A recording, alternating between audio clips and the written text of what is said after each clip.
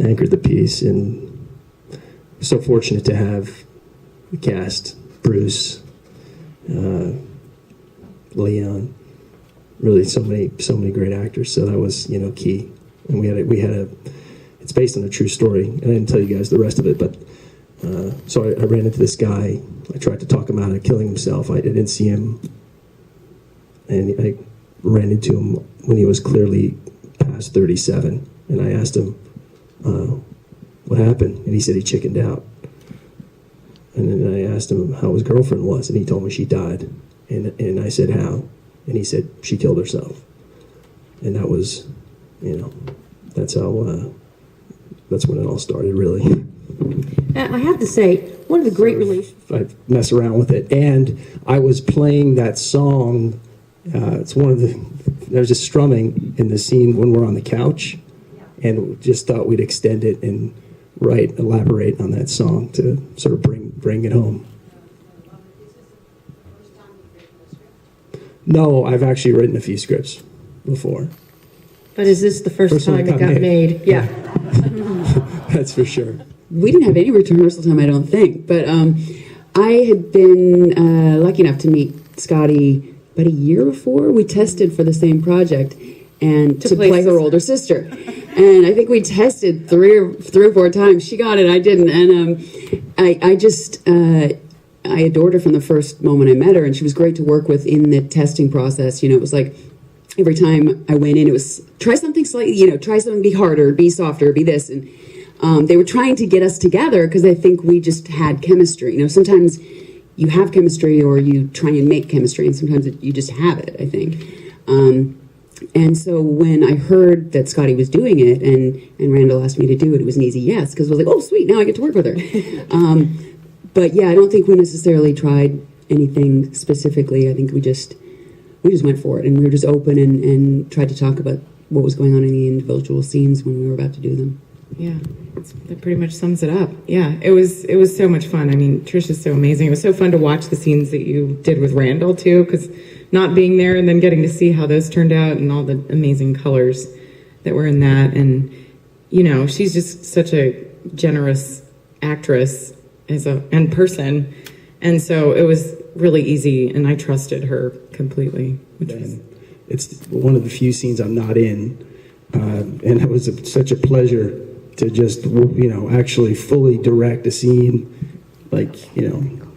where I could have both feet on the floor, and they were amazing. Just working with them together, it was like watching Godzilla and King Kong.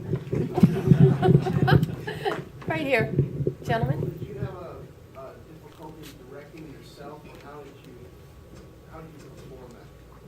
perform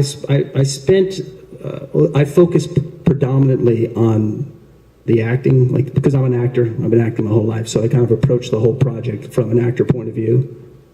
Of course, I wanted to, I spent time thinking about how I wanted to direct it as well, but when push came to shove, I knew that the acting was more important.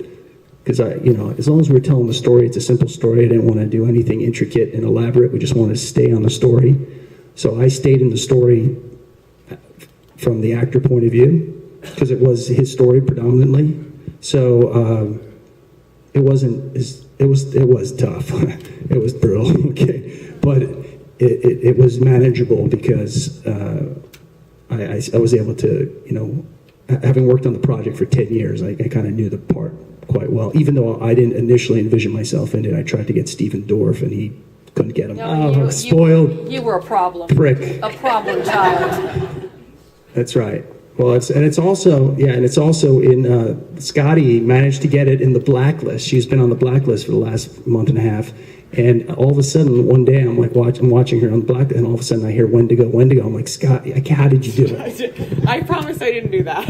I don't know how it ended up there. I read the script and I was like, what? Unless you all tell your friends, you got to go rent this movie on iTunes and Amazon. And watch it on VOD, Time Warner.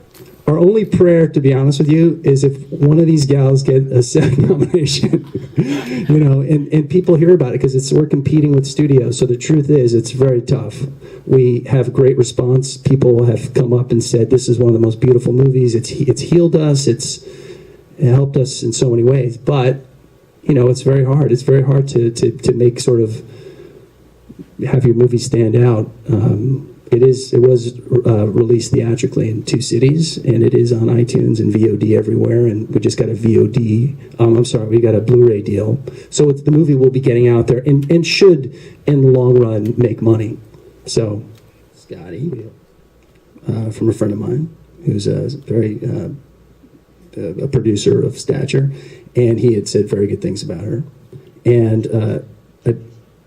a friend, actually my old manager, who's just a spectacular guy, had told me that I needed to think about Trisha.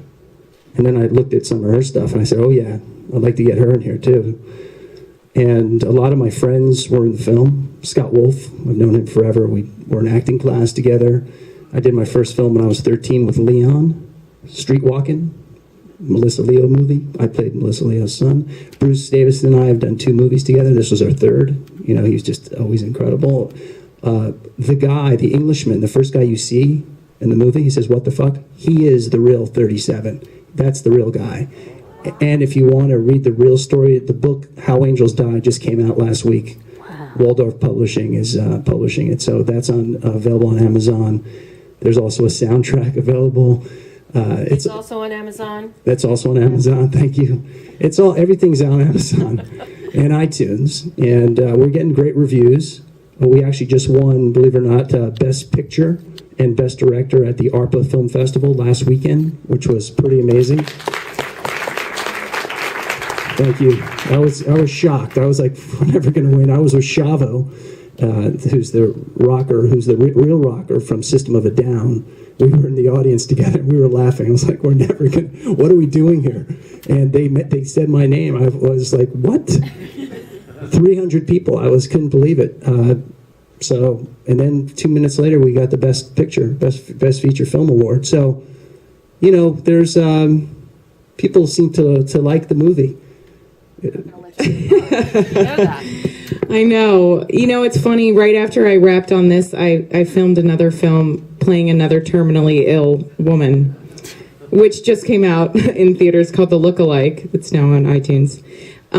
So I don't know what messages the universe is giving me about myself, but you know, in exploring Gemma and understanding her journey into her decision to take her life, which is another interesting movement that's gaining momentum right now.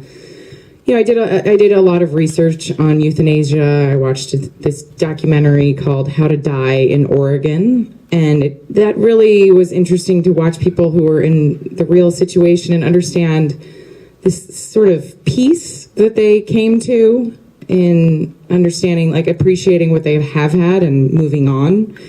And I really connected to that idea. And it taught me that I am not nearly as brave as Gemma.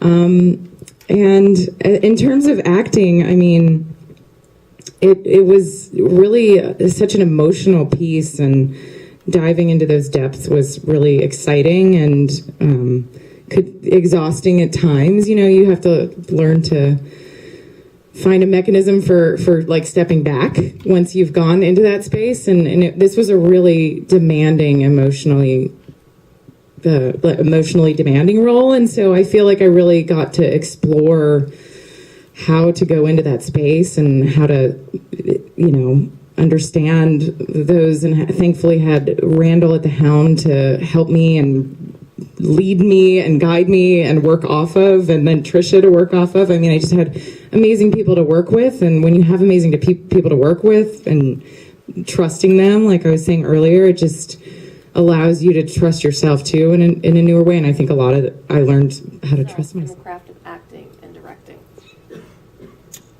I would say that very similarly, when there's very little time and it's all on the line, it's either going to happen or it's not. It's like, we got to get this. We have 20 minutes. We got one take, oftentimes. We have one take, sometimes two. Wow. And we've never rehearsed it. I had no idea how this stuff was going to work.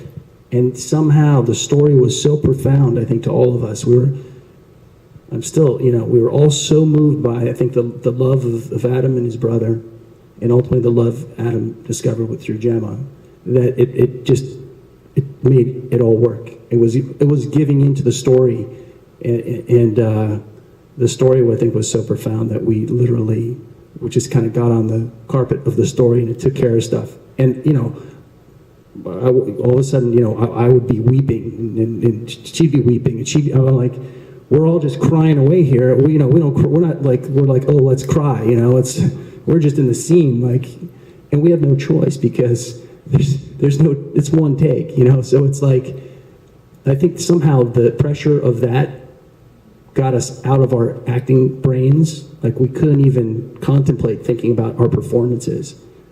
You know what I mean? And so I think that was it. And then it was like a trust. It was just a great thing in that if you put your mind to something and you got a really good story, you just get the goddamn camera and you get really good actors who are psyched to be there, and, you know, magic happens. And that's kind of what that's.